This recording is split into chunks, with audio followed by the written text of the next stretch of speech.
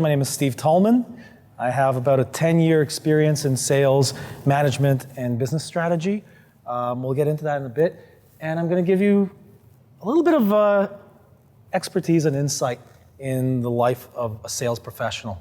So, moving along, why a career in sales? Are all of you thinking of a career in sales? Or are you just here because you don't have to go somewhere else? No? Okay, how many of you are thinking of a career in sales? All right, that's good. Anyone want to tell me why? Go ahead. Probably start for marketing. Going into marketing. Foot in the door for marketing. Good. And sorry, what's your name? Benny. Benny, thanks, Benny. Foot in the door for marketing. Anybody else? It seems exciting. And sorry, your name? Vivian, thanks, Vivian. It is exciting, and it's a great foot in the door for anything pretty much in the organization. It's exciting. There's a lot of potential. CEOs of most of the major corporations, they're one of two people, for the most part. They're either the engineers that create the product, so they make the product, or they're salespeople. Started out in sales, grew in sales, helped the business sell. Anyone know why that is? No? Okay, because without sales, a business doesn't exist. You need to generate revenue. And there's different types of sales teams and sales methods and processes that you can apply. We'll go over a few of them. To be in sales, you should be really good with managing your finances. The reason why I say that is the sales cycle is not a straight line up or a straight line across. It fluctuates. And most sales jobs, the pay is twofold. Typically, there's some kind of base, and then there's some kind of commission or bonus structure. Now, if you could survive on the base alone, great. Manage your finances accordingly. If you have one or two stellar months, don't go blowing it all, because the next 1 or 2 months you might have a peak or a valley, right? It's in peaks and valleys. So you need to learn some financial management. Are you ready to work hard and have fun? Sales can be a lot of fun. Depending on the industry you go into, sales can be a sexy profession. I'm in the media industry. It's sexy, it's fun, I love it. It's a lot of work. It's a lot of work. You have to focus. You have to constantly work at your process. Even networking events, it's work. You don't always want to be out there putting yourself out there, but it's work, and it is fun. It's a lot of fun. And this is one of the almost only career choices that you can make that is near recession-proof. I know Amir was mentioning when we went through the recession, the companies that came to Schulich to offer jobs to you talented folks, the number of companies didn't really drop. The number of positions available at each company did. So if the year before XYZ company came in offering 10 jobs, during the recession it offered 2. The number of sales jobs that were available did not drop. Is that correct? Yeah, so it's almost recession-proof. People always need to sell their product, especially in a recession. Salespeople are needed. It might be more competitive, so the better you are, the more experience you have, the more knowledge and accomplishments you have under your belt, the more successful you'll be. But there's always jobs available. Guys, feel free to ask questions. Stop me at any time, okay? So about me, as Amir mentioned, I had my start early on. I got lucky with a company called menupalace.com. It was founded in 1999. I started with them about 10 years ago in 2004 as a salesperson. There were 3 salespeople, including myself at the beginning. It was still in startup mode. And about a year and a half into it, I performed well enough. The owners entrusted me with their accounts. They moved out of sales and gave me the responsibility of hiring additional sales reps, building a team, and building out different models to help the business scale, not just in Toronto, but across North America. And we became very quickly the #1 visited restaurant hospitality guide across North America. In 2010, the founders of the company founded a company called dealfind.com. By 2012, and let me backtrack a little. When DealFind was founded, I started up the sales team. I had 6 reps working under me, and in a year and a half, we grew that team as a company to over 300 sales reps. While I was working at DealFind, and shortly after, I went into doing some private consulting gigs for companies like the Biz Media, SEologist, and then after DealFind, it merged with teambuy.com to make an even bigger daily deal site. I stayed on for a few months, helped out with a merger, and then I moved on to a company called Infotech Research Group, which is the fastest growing IT research and development IT research and advisory firm in the world. I was their director of sales. That lasted for about 9 months. Great company, great product, great structure, everything's great. IT research wasn't my personal passion, so I went back into the media world as the vice president of strategy and business development at ICM Consulting and Media Corp, another company that was founded back in 1999 and one of the leading full-service digital media agencies in Toronto right now. We're even launching a new division. I'm helping them head it up, an e-commerce solution platform called One Core Media, and that's in the works. So that's enough about me. Let's talk about the evolution of sales. There's different methods used for selling, and sales evolved. The methodology, the psychology, the process evolved over the past 60 years. It started out in 1950s to the 70s as relationship-based selling. And basically it's Bob and Joe, they meet up, they go for coffee, they go for dinner, they talk about their families, they complain about work, they talk about all sorts of things, and after a few months or a year or two, Joe goes, "Hey Bob, remember I told you I sell this product? Why don't you try it out?" Bob scratches his head, says, "All right, I don't have any other options, why not? I like you, Joe, I'll buy." Back then, decision makers of companies, executives in high positions, even executives in low positions, they stayed with the same company for 10, 20, 30 years. So when you build a relationship with one person, you're in it for life. You're on their good side, unless you mess it up. These days, if you find someone in the same job or with the same company for 2 years, it's rare. 5 years, even rarer. 10 years, really rare. So if you spend a full year building up a relationship before you make the sale, by the time you've got the relationship at the point where you can sell them, they've left the company. They got fired, they got a better job, they retired, they died, they moved, whatever the case may be. So it had to evolve, and it evolved into consultative selling from the mid-70s to the late 90s. So it's more solution-based. I'd come into your company and say, "Hey, what's your situation right now?" "Great, what's your problem?" "All right, I have this solution for you, and I think it's gonna solve your problem. Once it solves your problem, we're done." "Does that make sense to you?" "Yeah, Joe, I think it's gonna solve my problem." "All right, I don't have many other options. I'll buy it from you." Relationship still plays a part. The problem with that is these days, there's so much competition, and the customers have become the experts. Customers with the access to all the information they have online, business owners, CEOs, decision makers, they typically know more about the product that the salesperson is selling than the salesperson themselves.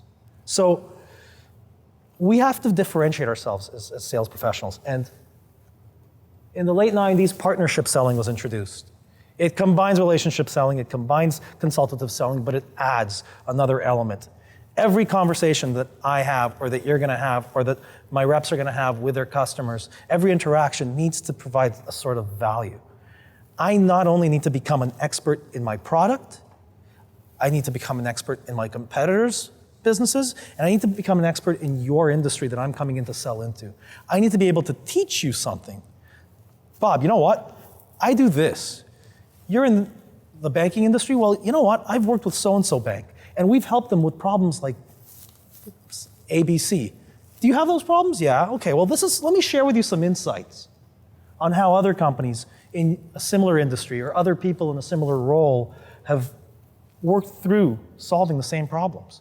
"Oh, okay, I'll hear you out." So now you're providing insights that salespeople didn't provide before because learning them was way too hard.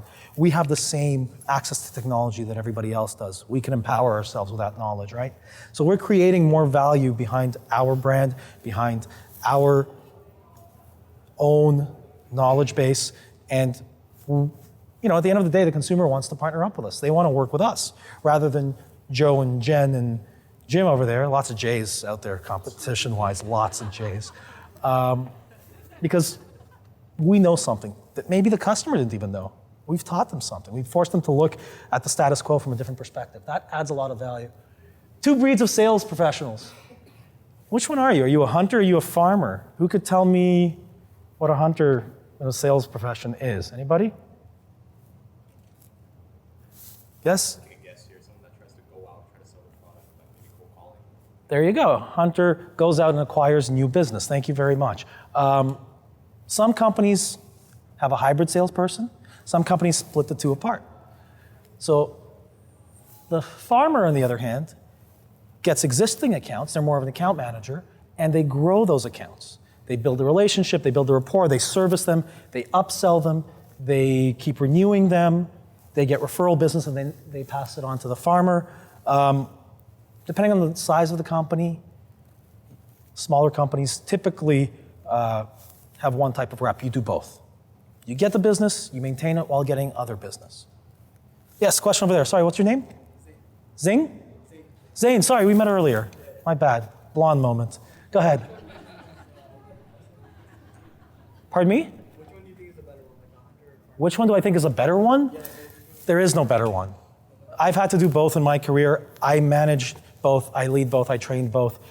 Both are important. If a business doesn't have a hunter, it's not going to grow. You need to get business, right, to be able to have a account manager. If a business doesn't have strong farmers, it's not going to grow because customers won't keep buying. Customers are going to die off, go to the competition. If you can't maintain the relationship, if you can't enhance the customer experience to the point where they want to stay with you, your business will also die out because you're going to start losing customers faster than you're gaining them. So both are important. Which one's better? Which one's more fun?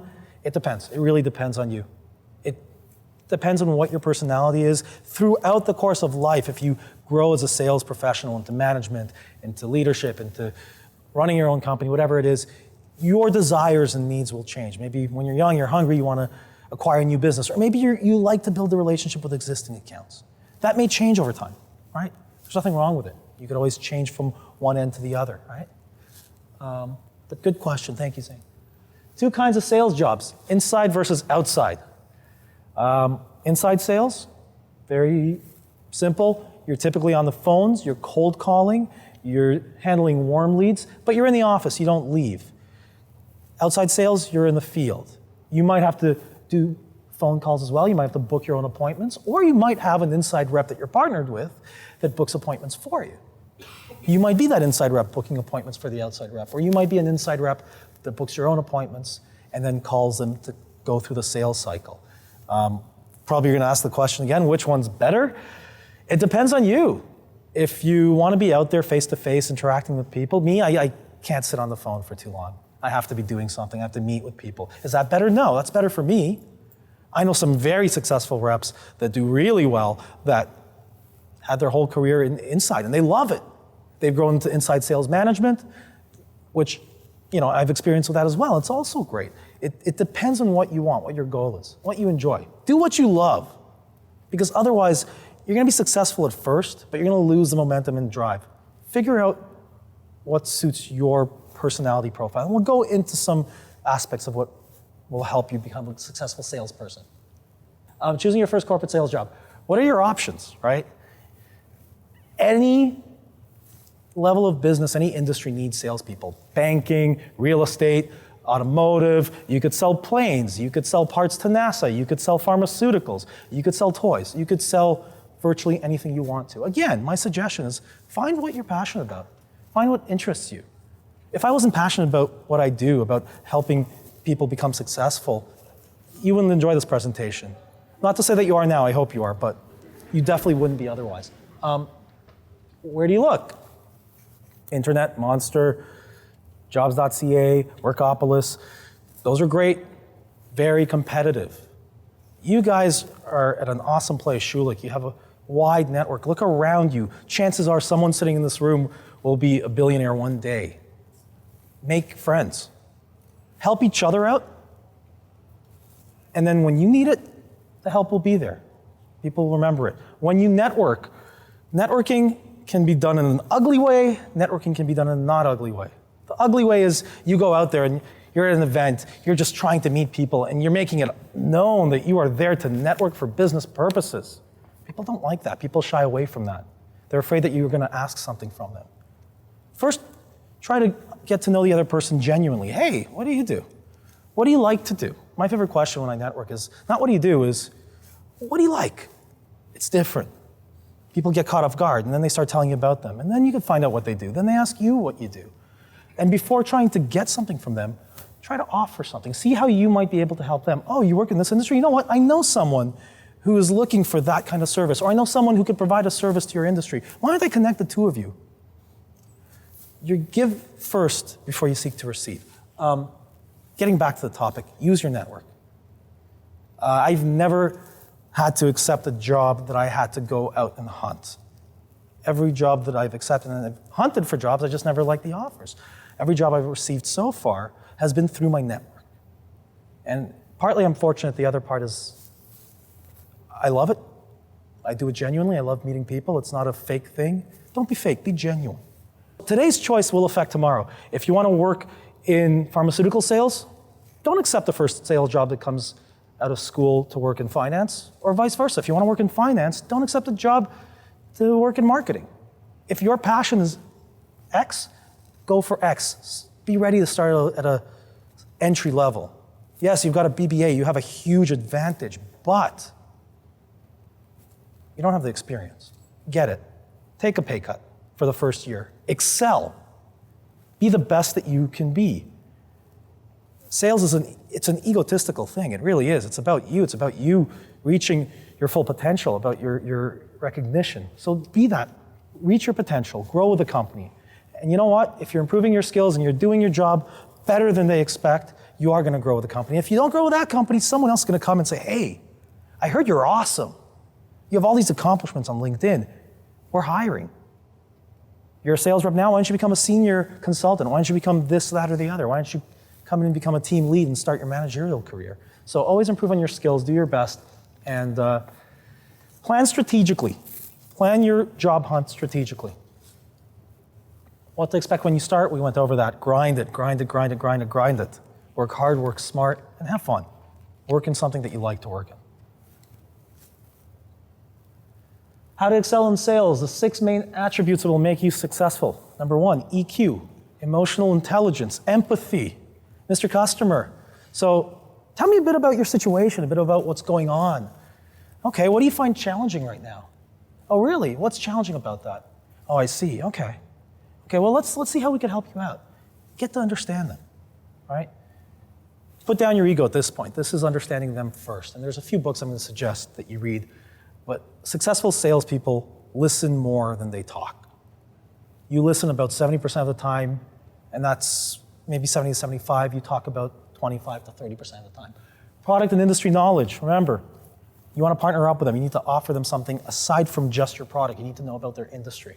You need to do your research and due diligence. Focus. Very easy to get distracted. We've got the internet.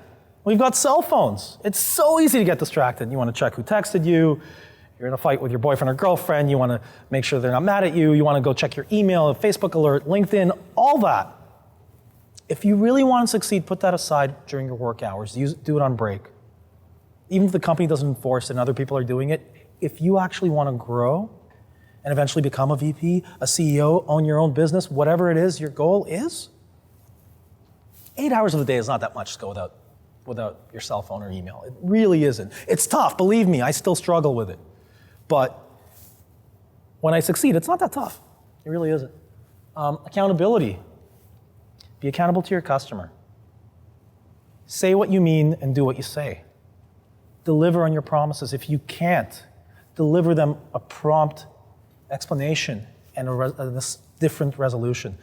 Be accountable to yourself. Again, you're working for yourself here. As a salesperson, you're employed by a company, but you self-employ yourself. Your take-home really depends on how you produce. So be accountable to yourself. Set the goals, achieve them.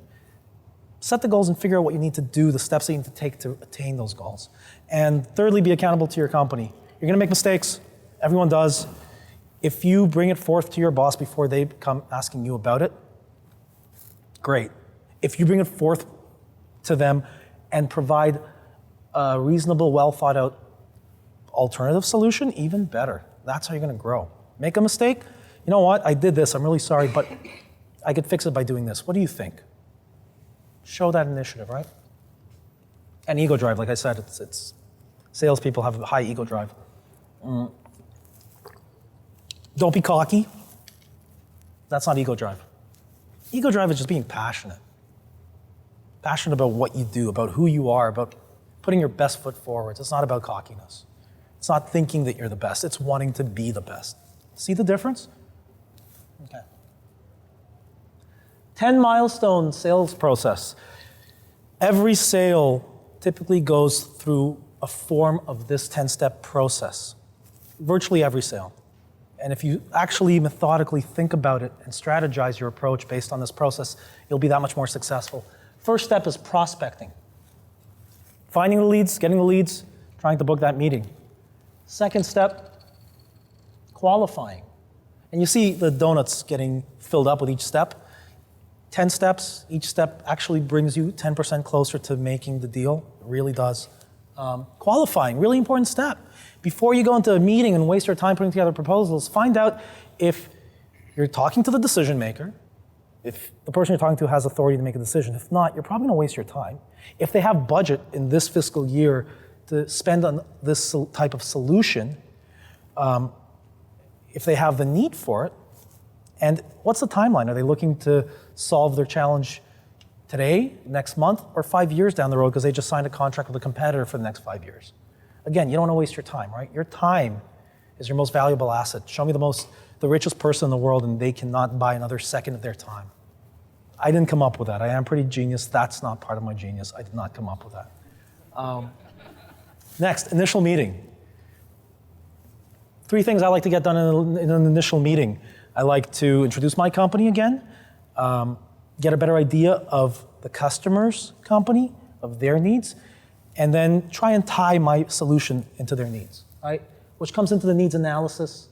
In the last session I did, I went into detail about this. Unfortunately, we're a little bit time constricted, so I won't have time for this. My LinkedIn and Twitter and email was on the first page. It'll be again on the last. Feel free to reach out to me, honestly, okay? Needs analysis, find out what their pain points are, what they need to solve. Product service demo, presenting a quotation, influencers approve. You might not always get the decision maker. You might have to deal with their assistant or another person at the department who's a bit lower down. That's an influencer. Their decision matters, but it's not the final yes or no. You want to win them over so that they can go and champion your product to their boss, to the committee, right? Final decision maker approves or committee approves, contract signed, PO sent, product service delivered, payment received. Done. 10-step sales process. I know you're taking a picture, so I'll let you take it. Go for it. Oh, it's on both screens. That's cool. Awesome. Developing your skills as a sales professional. Sales is a result of all the actions leading up to the decision.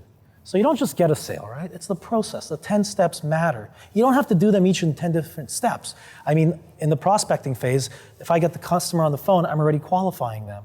And then I book a meeting. In the presentation, I'm presenting, I'm doing the needs analysis, I'm doing the product demo. Depending on what you're selling, you might give them the quotation on the spot. I don't know.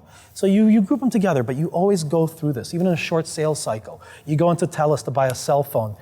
You know, salesperson comes up, they prospected you, can I help you? Boom.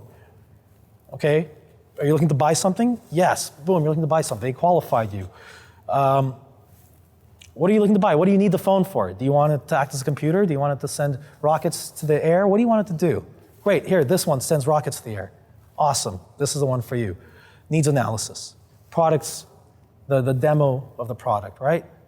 Then you get their buy-in. So you go through the process. You do in a very small period of time, but there's always that process. And if you think about it consciously and you take the time to invest in each of the steps, you're always in control of the sale. And you're always moving it forward. And if it stalls, you know where it stalled and what you need to do better, what you could revisit, right? Very important. To sell more, strive to improve your skills and perfect your process. Books are great to read on this. Again, coming out with a BBA, you've got a lot of awesome hard skills. You develop some soft skills. You haven't focused on sales much, right? So this is something that you're going to be learning as you go along. Keep an open mind. Allow yourself to get coached. Hopefully you're lucky enough to find a manager to work for that is not just a numbers manager. It doesn't just manage the metrics, your KPIs, but they're leaders, they're coaches. They're going to sit with you, and rather than tell you what you have to do, because you're never going to learn that way, they're going to ask you, okay, well, what do you think you should do? And they're going to help you come to your own conclusions. And they're going to help you close the sale that way, and you're going to learn the best from them. Also, if you want to grow think that's on my next slide. No, okay, here. Suggested readings. I love reading. Well, again, I don't read because I have no time, but I listen to books on Audible, which is an Amazon.com product. I download 2 to 3 books a month, different topics. Most of them are business, some of them are fiction that I enjoy reading.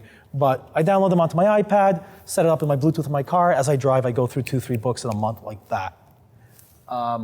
And I learn a lot. The Challenger Sale, Taking Control of the Customer Conversation by Matt Dixon and Brent Adamson from CEB. Great book. Read chapters 1 through 8. The rest are optional. You'll learn a lot through those first 8 chapters. Spin Selling by Neil Rackman. The first person to ever take a scientific and calculated approach to analyzing successful sales methodologies was Neil Rackman. He spent about $1 million of his own money one year for a year just going out and researching what salespeople did as they were presenting, and he found that the most successful, the top 20%, I believe it's 20%, asked the same 4 type of questions. Situation question, which is the S, problem question, which is the P, implication question, which is the I, needs payoff question, which is the N. We don't have time to go into detail, but basically, situation, sir, tell me about your company. Where are you at? What projects did you complete last year? What are you looking to do this year? Where are you looking to grow next year? Problems, what challenges are you having, right? This is the needs analysis, right here. Spin is the needs analysis. What challenges are you having? What do you find challenging about that? Get them really granular. Figure out exactly what's the roadblock to the road to success. Implication, what's gonna happen if you don't solve the problem now? What are the negative things? Get them to tell you what the consequences are gonna be. It's gonna be much more powerful if they tell you. You've already almost got them sold at this point. And then needs payoff, the end is, okay, flip side. How are you gonna benefit by getting this problem solved today? What are all the good things? And they're gonna tell you all the reasons why they should buy, right? Selling to Vito, the Very Important Top Officer by Tony Perinello. It's a great book. It'll help you prospect, it'll help you qualify, it'll help you, Vito stands for Very Important Top Officer. It basically teaches you how to get to the decision maker, get to the very top when selling, when prospecting. You're gonna save a lot of time, a lot of effort. Reach for the top. It's gonna give you tips and tricks. Great books, they were written a while ago. The principles still apply. Okay, when does 5x equals x? Any math majors here? This is not a blonde moment. This actually exists in the world of sales. Funnel building, the 5 times rule. Always have 5 times your sales target in your active sales pipeline. What that means is if you need to close $100,000 in new business in a month, you better have $500,000 in potential new business that you're actively going through a sales cycle at the beginning of that month. Because at the end of the month, some of them are going to die off, some of them are going to be pushed over. Typically, 20% of them will convert. So what that means is you're never just aiming for that one big fish. You're picking up the little fish along the way, right? Sales is a process. If you put all your eggs in one basket, eventually you're going to have no eggs because the basket's going to break. It won't work out. And then you're going to have a bad month. So to avoid that, keep filling the top of your pipeline. There's a lot of great tips and tricks for doing that. Again, reach out to me later and I'll happily tell you. How to climb the corporate sales ladder. Best salesperson is rarely the best manager. Anyone know why? Luca? A little too egotistical sometimes. And why is that bad as a sales manager? Because you're supposed to be looking out for the team. Thank you. That's right. Salespeople, successful salespeople, ego drive, right? Successful manager or leader, it can't be about himself. It is about the team. You will self-sacrifice for your team. When I transitioned from sales rep to manager at Menu Palace, I was too young, it was too quick, and I didn't know what I was doing. It was a bumpy road. I eventually succeeded, but it took a lot of self-learning to do that. So as you progress in your sales career, if you want to become a successful leader, or in any career, if you want to lead a team ever, anything you do, you need to know how to work for the team. You need to learn coaching styles. I preach this all the time. You have to be able to coach people. You have to be able to work with them, not have them work for you. Metrics and numbers are super important. You need to hit your metrics, right? Otherwise, your job's at jeopardy. But you have to glide your team through it. You have to get them there. Take courses in management. Take courses in communications. Take courses in networking, right? Take courses in coaching. Get a coach. Learn from them. 2 great coaching books. It's hard to read. Again, I'll let you guys know about these in more detail. Coaching Salespeople into Sales Champions, a tactical playbook for managers and executives by Keith Rosen. Great read. Coaching for Performance, Growing Human Potential and Purpose, the Principles of and Practice of Coaching and Leadership by John Whitmore. Again, great reads. I recommended it at the last presentation. I'm recommending it again. It is fantastic. All right. Questions, answers? What do you guys want to know? Yes? In a sales professional, as a sales professional, do you find you have a good work-life balance? Yes. Does everyone know? It depends on where your balance lies, right? I believe in work hard, play harder. But when I work hard, I work smart, and I dedicate myself to it, allowing me the financial and time freedom to enjoy my life afterwards. I mean, in the position I am now, it's a little different than when I was a sales rep. But if you're able to manage your time, any successful career, especially sales, is about time management. If you're able to manage your time, if you learn how to balance your time and focus, when I'm at work, you can't reach me. If it's an emergency, you can email me at work if you're not a business thing that I'm dealing with. But other than that, you can't reach me between the hours. And I get into work early. I get to work about 8. I work 10 minutes away from where I live. If you figure out what it is that you want to do and you strive for it and you take the steps necessary right now to get there later, you're going to love it. But yeah, it's tough work. But also another good thing about sales, depending on what kind of sales you do, there's events that you go to, which to me is not work. I love it. Dinners, trips, there's benefits. There's a lot of perks to career in sales. But it is tough work, right? Yes? How would you recommend a startup company, right? That's not really in the market to actually get those starting sales, get those initial meetings you're talking about? Right. Prospecting for a startup company. My suggestion is to always build up case studies as a startup. If it's a product that already exists or if it's a new product, doesn't matter. If you can afford to give a few customers that product for free or for really cheap just to get your foot in the door strategically, they have to be customers worth your time. They have to be customers that you'll be able to say, hey, John, I worked with ABC Corp, right? That has to say something. Then do it. Otherwise, as a startup, typically it's the owner-operator that does the first few sales. Stick to the process. Stick to the 10 steps and analyze where you are at each step, what's working, what's not. Repeat it. Every sale, repeat it. Get better at it. And until you've got a process that you're comfortable training other people in. Prospecting, again, depending on the business you're in, the best way, cold calling is great when you're starting out. It's tough, it's a grind, but if you focus on it and you set up a schedule for your cold calling and you follow that regimen religiously, you'll succeed.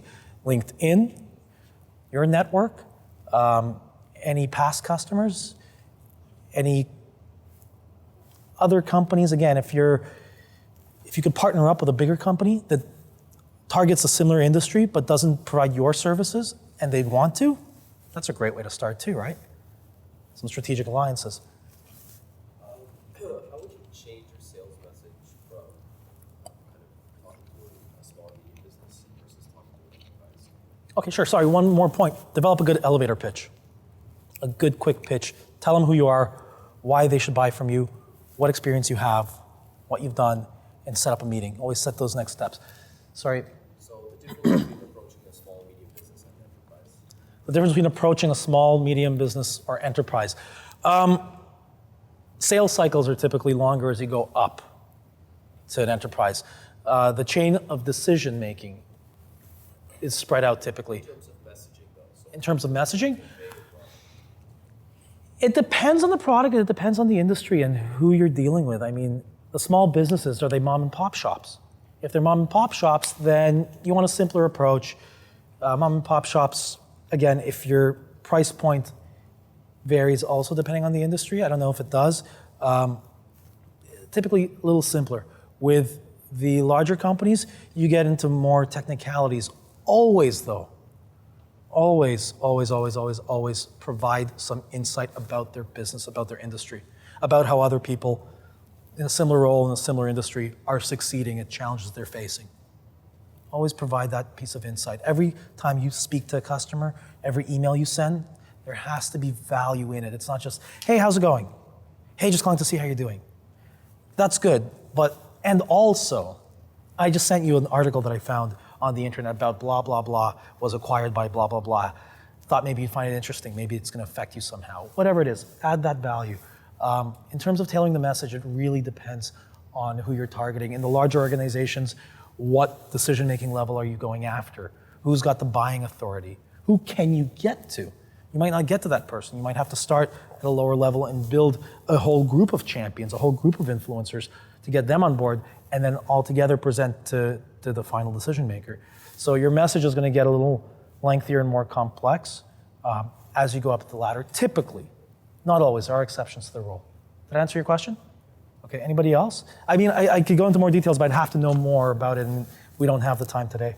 Yes, sorry, your name? Tatiana. Tatiana, yes, Tatiana. Do you believe that some people are naturally born with the whole sales rep vibe, or is it something that you can learn and it'll get better with experience? Yes and yes. Some people do have the natural soft skills, but even when you have the natural soft skills, you always have to improve them. You should understand when to ask a question, what kind of question to ask. You have to learn it. So if you don't have those soft skills, but you really have the desire and the capacity to do it, you can learn those soft skills. Sales is both an art and a science. The art is the soft skills. It's the charisma. It's what you bring to the table as a person without everything else. Leave your briefcase at home. The science part is the process and honing in on those skills. So you can develop them. And everyone brings something different, right? Everyone's art form is a little bit different. Someone might be more of, personable. Someone might be more just technical knowledge, and either party can sell equally as well, right? They just have to learn how to incorporate, how to bring to the party what's needed when. So you could definitely learn that. So it really depends. Depends on what you want to do. Good question, Tatiana. Thank you. Sorry, your name in there? Salvi? Thanks. Go ahead. I really like the mindset for networking how you should offer them something before asking for something. But I can relate with that too. As in, if someone gave me something, I'd be willing to give them back. But for us who are in first year university, we don't really have much to give to anyone. So what would you recommend for that for us who are trying to network and getting ourselves out there? Okay. Well, tell me a bit about yourself. Tell me your story. I'm in Schulich Business first year.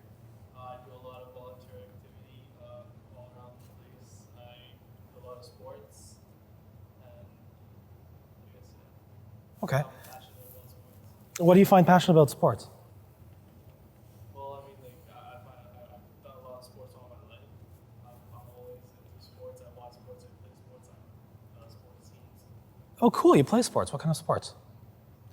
Basketball, soccer. Awesome. There, we just networked. I didn't offer anything, but I asked a few questions. I showed genuine interest. I like sports. I like basketball. Get people talking and learn, right? Right now, when you're starting out, networking is less about necessarily offering, but you're offering your time and interest. People love to be heard. Very rarely in this day and age do people have the opportunity to actually be heard, and do they encounter people that actually want to listen. If you want to listen and you want to absorb knowledge, that's your chance. This is your chance. From every networking experience, learn something. Ask some questions about the person. Get to know them better. Then they're going to ask about you, and then you start talking, and then who knows how the synergy might work. Maybe they'll know someone who owns a company that's looking for a sales rep that you want to get into that industry. Who knows? Any other questions, or are we off time? We're good? Thank you. Oh, that's very nice. Thank you very much. Pleasure. Thanks, guys. If you have any questions, connect with me on LinkedIn, on Twitter, on email. Very approachable. One more thing, sales is not a sleazy profession. Lots of people think it is. I've never sold anything that I didn't actually believe benefited the customer. And I've gotten to the point in my career where at some jobs, I started feeling that the product changed, the needs changed, and it wasn't the same benefit. I left. So sales, there's a lot of integrity in sales if it's done properly, right? Sorry, thank you very much for your time, guys.